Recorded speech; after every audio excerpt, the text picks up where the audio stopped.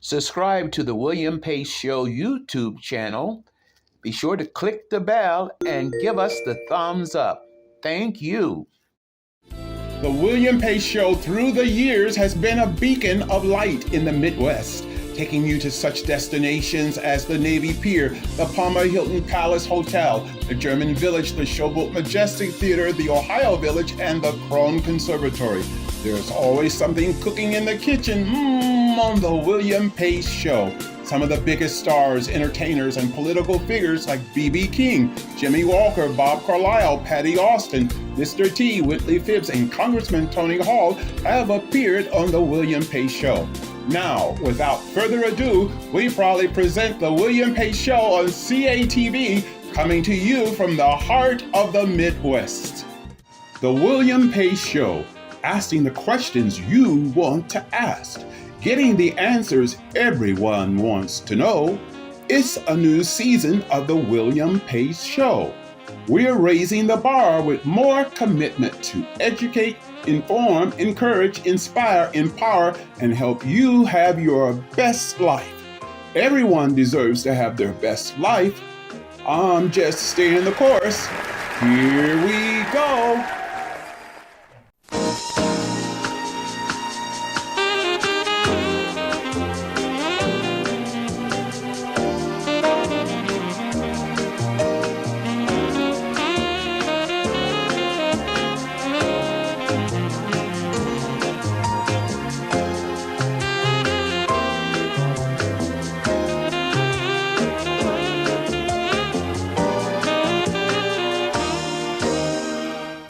Good evening, I'm William Pace, and welcome to the show tonight. On tonight's show, we have part two of our discussion with radio personality and broadcasting veteran Bucks Braun. And if you are from this area, you are sure to know his voice. Bucks has been on the air for decades and currently does the morning show on WONE. In this discussion, Bucks will share some of his memories of growing up in the world of broadcasting. We'll discuss some of the shows from the golden days of television. Bucks also talks about his family and the importance of their support. So don't miss part two of this fascinating discussion with one of the area's great on-air personalities. That and more all coming up right here on the William Pace Show. Stay with us.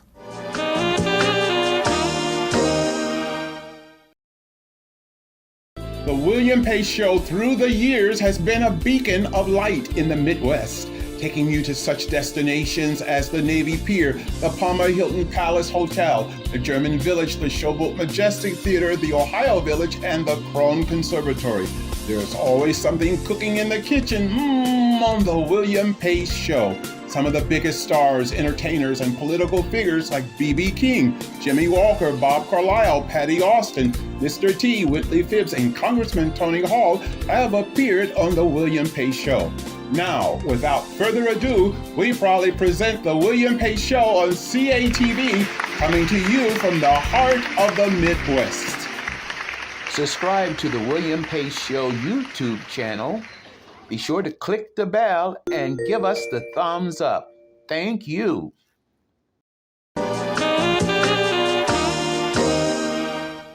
Hello, I'm William Pace, and thanks so much for tuning us in tonight. My special guest is Bucks Braun. And before we went to break, we were talking about his following. And what do you think the reason is for your following, your loyal following? You have quite a following of people. Well, I do, and I really appreciate that. This has been a wonderful area, very warm to me over the years.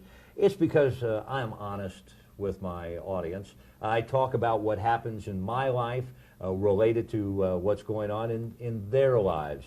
I represent a wide number of clients on the air, but I don't represent anybody I don't want to, and I have dropped them in the past. I am a customer of everybody that I represent on the air, except so far Woodland Cemetery, and I guess someday I'll be a customer of theirs. I use the products, try the products. I go into the businesses every week, see the people, and that way it's a personal touch. Monitor the quality of it. If I'm going to send somebody somewhere, it's my word on the line, and I jealously guard that. Also, I think I represent some values that people in this area cherish, whether it's you want to call it family values or or whatever. A certain wholesomeness that is Well, so missing today. I try to stand up for what's right and wrong. I try to help people when they need help and be open to all comers.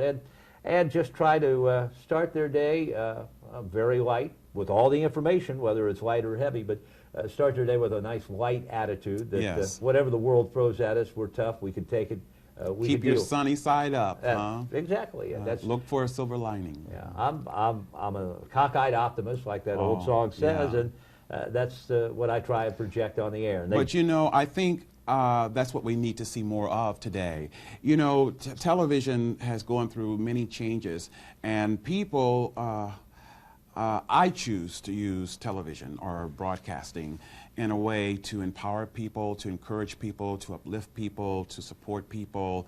I think that's what, to me, broadcasting is about, and informing people.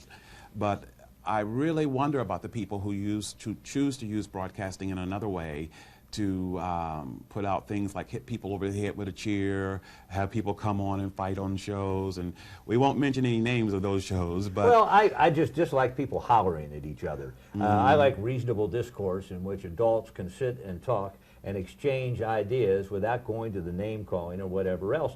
It seems like everything, the temperature, the heat got turned up in the late 80s and through the 90s. And talk radio became attack radio, and I'm just not a fan of that. I'm not either. I'm not either, and that's why I try to stay away from controversial things on the show and people fighting and arguing and all of those things.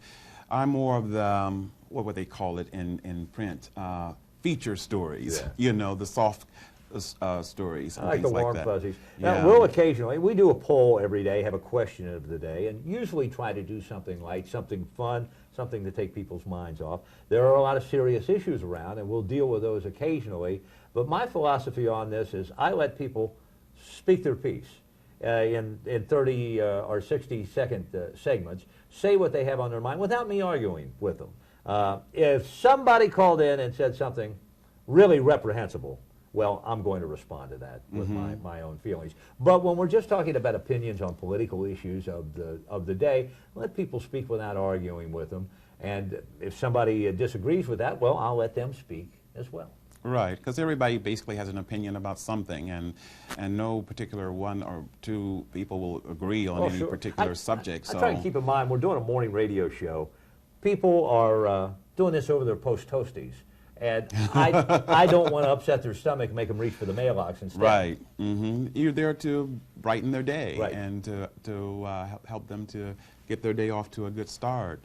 I want to talk about a little bit about your children. You have two children, a boy and a girl, and one is, I think, what, 22? My son, Sam, is 22 years old. He is a senior at Kalamazoo College, which is a small liberal arts school in Kalamazoo, Michigan.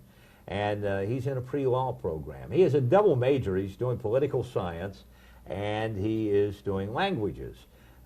He's been doing languages since he was in the 4th grade. He was very lucky, got into a program that offered languages to him. French and Spanish is what he did through high school.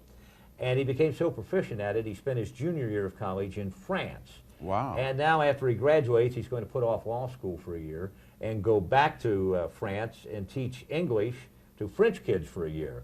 And he asked me about it. I said, oh, man, you've got to do that. When do you get an opportunity to get paid to go live in a foreign country, I be love able the to French travel country. Europe? Oh, well, marvelous. What a great opportunity.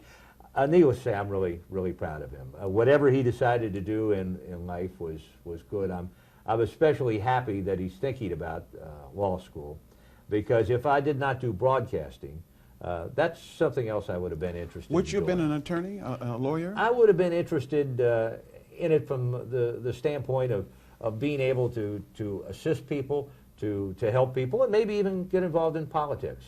He's very interested in politics. This past summer, he worked on a political campaign. Instead of doing a summer job, I said, you know, there's some hot races in this area this year. Why don't we see if we can get you hooked up with one of the candidates? So he volunteered, and they just loved him. He did a great job, and I was really happy about that. So he may pursue that someday. He may be one of the people I like to make fun of on the air. I don't know. Do you think that he'll follow in his father's footsteps? He doesn't have the broadcasting bug or anything? I don't think so. He is a sportsaholic and can recite. But there's a need for sports well, broadcasters. I know. He could do this very easily, but I really do think he's serious.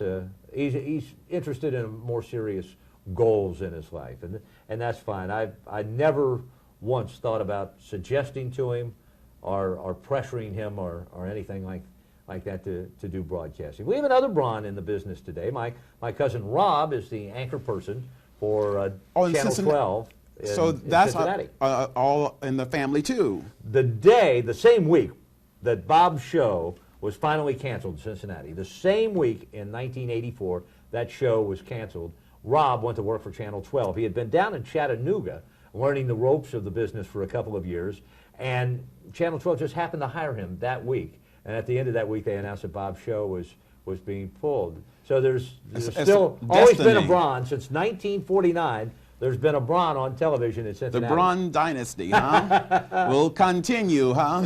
It will not end. My daughter Sarah, she likes the media. I don't know if she's going to pursue anything there. She's still really unsure of what she's going to do. It's like my Uncle Bob had a great line about his daughter Melissa, who was at the same point in her life. He used to say, she doesn't even know what kind of work she's out of. But she's living with me, and we're great pals. And she is going to be going to school. She graduated from high school this past year, wanted to take the year off. She'll be going to college in the fall, possibly where I went at Ohio University. Really, really. Now, were you studying broadcasting then? No, I took creative writing. Creative writing. Well, that's sort of a part of broadcasting in a way. I started working when I was 15 in Cincinnati, and I had a good background of the basics, which going to school for broadcasting, I think, it takes a couple of years to teach everybody that, and then pushes them along a little farther. And I've been working at some good radio stations in Cincinnati. Went home on weekends to work weekend shows. Went home and worked for the summer. Worked for a little local station up in Athens when I was there. So I was learning and continuing to develop in broadcasting through that time. But I was also interested in writing and being a writer. I wrote a lot of poetry in earlier days. I'm working on a book right now. Every time I can sit down with my laptop. What is it going to be about? Is it about your life in broadcasting or something? Actually, the first book is going to be a book on my hometown of Ludlow, Kentucky. All the characters and hundreds of stories that I knew personally there, or my grandfather or my dad or Bob told me. So it's going to be a true story about your life, then, right? Your early life, early years, then. And then I'd interested in writing a book about Bob. He did. Bob Braun, yes. He did an autobiography, Here's Bob, in 1971, but a lot happened from 71 up until the end of his life. Bob always wanted to write another book and didn't get that opportunity. I like to write it from the standpoint of my association with him, how he helped me, and include some of the facts about his life. I bet it would sell a lot of books because there are a lot of Bob Braun fans and fans of the Braun's dynasty and so forth. That book could be a hit in this region. Yes, in the Midwest. And someday I'd like to write a story about my own, write a book about my own stories in broadcasting, many of which cannot be discussed on television or polite company, but might be okay in a book. Okay. More with Bucks Braun when we return. Stay with us.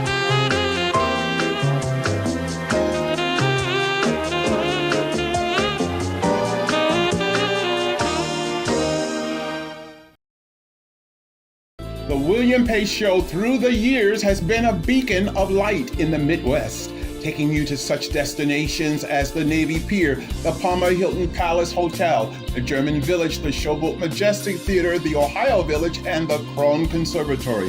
There's always something cooking in the kitchen on the William Pace Show. Some of the biggest stars, entertainers, and political figures like B.B. King, Jimmy Walker, Bob Carlisle, Patti Austin, Mr. T, Whitley Phibbs, and Congressman Tony Hall have appeared on the William Pace Show. Now, without further ado, we proudly present the William Pace Show on CATV, coming to you from the heart of the Midwest. Subscribe to the William Pace Show YouTube channel. Be sure to click the bell and give us the thumbs up. Thank you.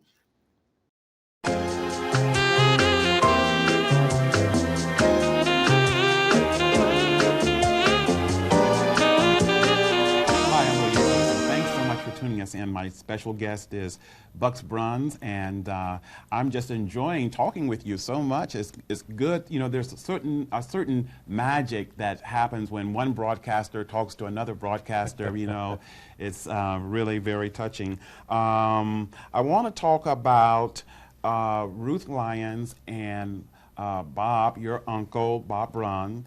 I think both of their stories would make fascinating, interesting movies. A few years ago, there was a fellow here in town who was on the faculty at that time out at Antioch College, no longer there, who was thinking about writing a movie script for a story about Ruth Lyons. And I think there would be something there, not just for fans around this area, but the story of this pioneering woman, yes, the tragedy yes, she had in her life with yes, her daughter. There's a lot yes, of dynamism there. Yeah. Could make a great motion picture. It would, and I would love to buy the rights one day to her book, you know, the book that she wrote, and because it is fascinating. The whole story of Ruth Lyons, how she started well, even before that, as a kid, and how she went to the, I think it was the conservatory, College Conservatory of Music, which is now a part of the University of Cincinnati. She was a musician first. Right. And that whole transition, and how she got into radio, and how she worked really hard. She was an on-air personality, and then she got into programming, and then when television came into existence, she made that transition. And I remember some of the funny things she said in her book. She said, "Oh, I came in the first day and the lights were bearing down on the people. I didn't think I was going to last very long." And she said, and somebody said to her, "Well, just get used to it. Television's in." And she left this legacy. We touched on this earlier. Invented the format for the modern talk show. I mean, a couch, yes, a guest, a sidekick, a band. Audience. And an audience. And you tune in a talk show today, what do you find? I mean, she created that, right. Yes. And then a lot of people followed followed her, like Paul Dixon. Followed her. Paul Dixon's one of my all-time favorites. Is he? He was a real character. He was a real character. You know, he is responsible for some of Bob's being able to be so at ease on television. Paul Dixon was on Channel 9 in the early 1950s, long before he went to Channel 5. He had been a very popular disc jockey in Cincinnati, and when television came in, this happened in every market, they would go hire the most popular disc jockey, put him on TV. Well, he had a show in which he stood with turntables and played records, and he would kind of mug and clown around while the records were on. Actually wound up doing a couple of years on the Dumont Television Network. Really? With that show. That's how hungry television was for programming in the early days. Well, that show was done from Channel 9 Television, and Bob was on the crew. And Paul invented a character, Percy the Night Watchman, that Bob portrayed on the show. And that was Bob's first actual television experience. And by portraying a character, it allowed him to be at ease. You know, sometimes if you're just going to walk out, this is Bob, the nerves get you or whatever, but he could be that character. And so it didn't bother him that a lot of people were watching thinking about this, and it enabled him to be calm, be at ease, and be himself. And of all the things Bob did well, and he did a lot of things well, that was the key to his success. The ability to sit down on a sofa and look in that camera and talk to the audience just like he would talk to you or me seated in his living room. And he was no different. He didn't change his voice. He didn't change the way he talked. He might have cleaned the language up a little bit for TV now and then, but he was a regular guy, and that was his act, really, his ability to be calm. That, and yes, also he did seem real laid back, right, and easy going. Nothing fazed him. He wasn't strong or anything. No, and it was his ability to remain that way and do a well-paced show. He had a clock in his head, and you know, Bob and I worked together near the end of his life. Bob was on in Cincinnati doing radio the last 5 years of his life, and very successful down there. But I tuned in one day, and I noticed Bob was not sounding well. Was having a lot of trouble speaking, getting the right words out. We were both owned by Clear Channel, and I said, this is such a shame. I think I could help him. And so we merged the shows. We put Bob's show on in Dayton and Springfield over our stations, and I went to Cincinnati every day for 2 years and produced that show and was a co-host with him, because when Bob would hit a spot where he couldn't remember something or couldn't get the words out, I knew all the stories and I could direct them to him, and we had a great time. So you had a nice rapport, We sort had of a back and forth. great then. time doing that. What had happened, Bob had done the show successfully for 3 years and developed cancer in his shoulder. It was inoperable. Oh. And he underwent a year of chemo and radiation. Never missed a day on the air. Never took a day off. Did this. Nobody at the station even knew it. Didn't tell anybody. And at the end of that year, the doctor said, "Bob, we've got good news and bad news." "Well, give me the good news. Your cancer's in remission." And he's thinking to himself, what could the bad news be? He said, "You have Parkinson's." And that's what was giving Bob his problems. With his memory, so forth. His memory was sound, but he couldn't get the words out at time. Okay. He developed a raspy voice, much the same as Muhammad Ali. Suffered the same kind of effect. Bob's muscles kind of tightened up, and he walked with a shuffle, and his voice got very hoarse. So I worked with him in his last 2 years, and actually the last 6 months, Bob was only in maybe a week or 2 weeks of that time. Wow. And he retired and died a year later. A great loss. Well, he had a great career. He didn't want to live if he couldn't work on the air. That's the kind of guy he was. He had a great career, and you know, those were the days of I call it the golden days of television. It seems like today in television, they would rather get Gilligan's Island, and that's been around, what is it, 4 or 5 decades or whatever, and put 6 minutes of commercials in that and call it a day, because it's cheaper to do it that way. But you know, there are very few local shows like they used to be. When Bob's show ended, the last 2 years of it, they tried to turn it into just a talk show. They took the music off of it and tried to change him. They wanted to have a Jerry Springer type, and in fact, that's who they hired soon afterwards for Multimedia, who then owned that company. Bob's show still generated significant revenue, still had great ratings, except the ratings were the older demographics. And as we in broadcasting know, a lot of the advertisers just want the younger demographics. At one time it was 18 to 49-year-old adults, then it became 18 to 34. Now it's teenage, it's 12 to 24. What are the more prime younger people demographics? are watching. What about the people who have all the money to spend? what about them? Largely often overlooked. Sadly. Yeah, it's very sad. I'm very happy. My audience is all 35 plus and 50 plus, and I know we deliver a great You do. A great consumer to our advertisers. And I want to talk to you about one of your fans. You do know Eric Fogarty, Dodds, Wow. What a great guy. He really is. I call him Uncle E. I call him Uncle E. But he was telling me how much, he enjoyed listening to you on the radio, and how when you plug, Dodds Monument, people come over and tell him about it and so forth. He's a great example of who I look for as a client, because it is a quality company, run professionally and run morally and ethically. He's a wonderful individual to do business with. He's a great guy. And just look at what he does in the community. The Korean War Memorial, the Victims Memorial, the police and firefighters memorials, veterans memorials throughout this entire area, at which he doesn't charge a penny for his talents in designing these things and in putting all of this together. He's a heck of a guy. He really, really is. Yeah. He really is. Well, we're almost out of time. I don't know where the time has gone, but will you come back again? I'd love to. And give us an update? I want to let the people know that they can hear you every morning on WONE 980 AM and on WIZE 1340 AM in Springfield. And it's just great to have you here today. I really, really appreciate it. And I can't let you leave without a box of Esther Price Fine Chocolates. It's Dayton's best.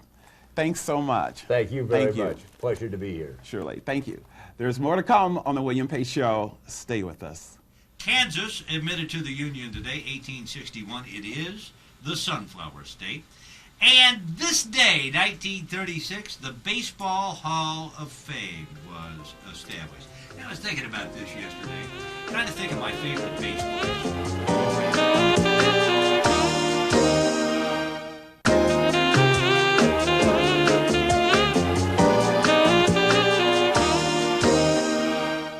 that's all the time we have for tonight's show. I'd like to sincerely thank Bucks Bruns for being my guest on these two shows. Don't forget to listen to Bucks Bruns every day, Monday through Friday, from 5 a.m. to 10 a.m. That's on WONE 980 and WIZE 1340 a.m. I've enjoyed having Bucks on these shows, and I know you'll enjoy listening to Bucks every morning. Take care. I'll see you next time. Bye-bye.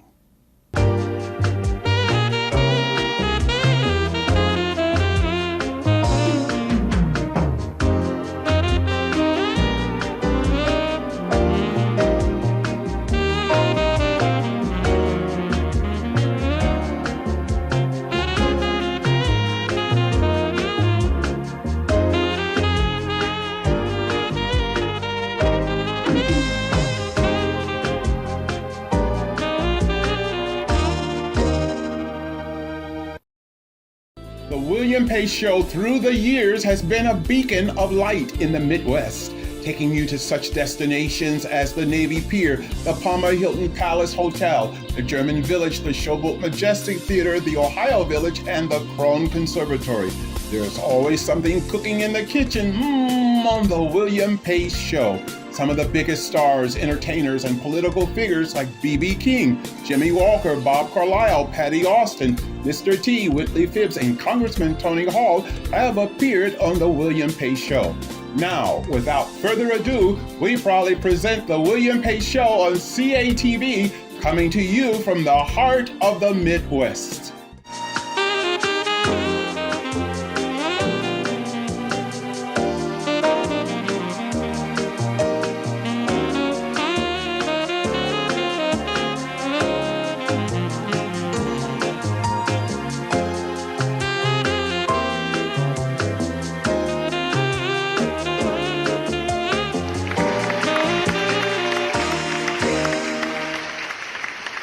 Subscribe to the William Pace Show YouTube channel. Be sure to click the bell and give us the thumbs up. Thank you.